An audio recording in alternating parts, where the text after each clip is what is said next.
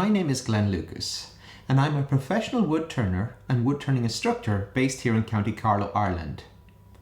I'm often asked at the end of a beginner's class, what do I need to get started? So I've drawn up a list of 8 points that you need to consider. So the first on the list is the workspace, either a garden shed, a garage, or a purpose-built building. The garden shed has just the right amount of space for the lathe, a sharpening system, and also the tools that you need to work with. The only problem is that they tend to have wooden floors, so you can get a lot of vibration when turning an out of round piece. So a concrete floor is ideal. A garage will work very well, but remember the shavings go everywhere. So ideally you want to put up something like a shower curtain to protect the area around your lathe. The purpose-built building, that's ideal. So if you can justify building a new workshop to house your woodworking machines, I think you'll be very happy. Next on the list is the lathe, either a mini lathe, a midi lathe, or a professional lathe, also known as a full-size lathe. And this can be new or used. The mini lathe will sit on a normal workbench. It's lightweight, so you can put it away when you're not using it. The midi lathe is just a little bit heavier for those of you who want to turn larger projects. And the professional lathe, like you see here, is built for daily heavy-duty use for somebody that's doing production work like myself. But if you can afford it, a production lathe will last you a lifetime. You have to consider as well, do you buy it new or second-hand? Now, if your budget is in around €1,000 or $1,000, what I would suggest is look out for a used machine, because you can get a very heavy duty machine at a low price that's maybe 20 or 30 years of age.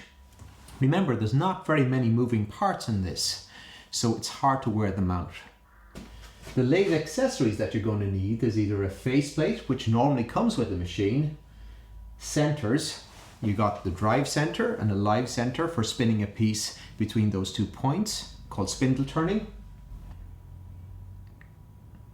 A chuck, which is used to hold a bowl by either a spigot or a recess. The drill chuck is very useful when either placed in the tailstock or the headstock when it comes to drilling a hole. The most important thing to consider when you buy a lathe is safety wear. So buying a good quality face shield and also a dust mask or respirator. One of the dangers associated with the lathe is that the piece can come loose or that some of the debris can fly off as the piece is spinning. You can also get a woodturner smock. The great thing about the smock is that you've got elasticated cuffs and you can seal up the neck, and this will keep the dust right out.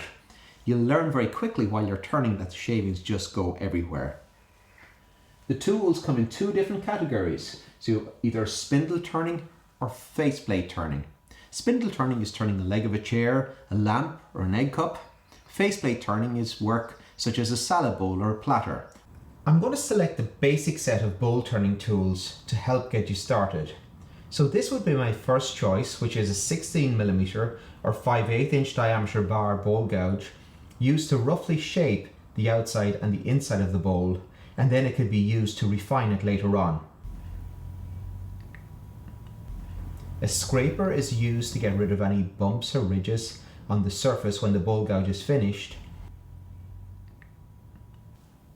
And finally the skew chisel, which I use to create a dovetailed spigot at the base of a bowl so it can be held in the chuck, or else a recess in the bottom of a platter using the chuck in expansion mode. I'm going to select the basic set of spindle turning tools. My first choice would be a 3/4 inch spindle roughing gouge used to bring a square down to a cylinder, never to be used on a bowl. A 3/8 inch spindle gouge used to make both coves and beads. A beading and parting tool used to make beads and also to size up a tenon where you want to make a mortise and tenon joint to connect the stem of a lamp, for example, with its base. A parting tool, and this is used to separate one piece of wood from another, only to be used again on spindles. And then the skew chisel is used to make beads and also V cuts to clean up end grain and to make planing cuts for an extremely fine surface. The next thing you have to consider is a sharpening system, and there's a lot of different options out there. The one that I like best, because I find it's the easiest to use and it's the easiest for me to teach and pass on the skills that I've got from freehand sharpening, is the Tormek. And the Tormek is a water-cooled sharpening system. And I have young students who come here to assist me on work experience, and within 5 to 10 minutes they're doing a really good job on sharpening the tools. There's another system which many people own already, and that's a bench grinder. But if you buy a bench grinder, you're going to get lots of sparks. You may have to upgrade it. So you can buy a jig for it, made by several different manufacturers. You can buy an adjustable tool rest, which is useful for sharpening some of the flat wood turning tools. So once you're up and ready to turn, the next thing you have to find is wood. And this is where the fun starts, and you have to just get out there and look for it. So I find that cabinet makers, for me, was a great starting point. They had lots of offcuts which were ideal for making spinning tops, egg cups, and some of the smaller projects. And if you want to give them a gift when you turn something, I'm sure they'll think of you the next time they have some. Another source of wood is the wood turning supply shop. However, this can be an expensive place to buy the wood. It is pre-prepared, so they've put in a lot of work already, and the wood is dry. So it's already cut into a circle. Other wood turners. So you take somebody like me, for example, and I'm a production turner making bowls throughout the year. I often have bowls that have slight defects that are not ideal for me to sell to a shop, but it's perfect for a wood turner who wants to turn a really nice bowl. The local tree surgeon. Tree surgeons are a great source of wood, but remember you have to own a bandsaw or a chainsaw to be able to process some of these larger pieces. And that's another hidden added expense. Storm fell trees is another great source of getting wood, but again you need to own a chainsaw and you have to have a way of bringing it home. It's not a good idea to cut that tree up into small pieces to take it home, because as soon as the end grain is exposed to the air, it's going to start cracking. My bowl turning techniques DVD gives a lot of information on how I dry out my wood. And finally we come to finishing. So you're going to need sandpaper. And getting started, cloth back sandpaper that you can buy in 1 meter lengths is ideal. Using grits like 80 grit, 120, 180, 240 and 320 would be a good starting point for sanding your project. Cloth back sandpaper, when you fold it to get into all the nooks and crannies of a turn piece, it won't fall apart. So it's ideal.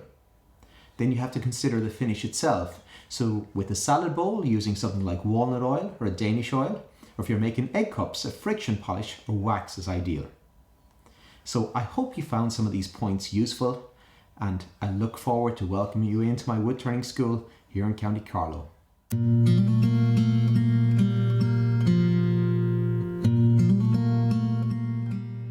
If you'd like to see more of my videos, please check out my YouTube channel and subscribe.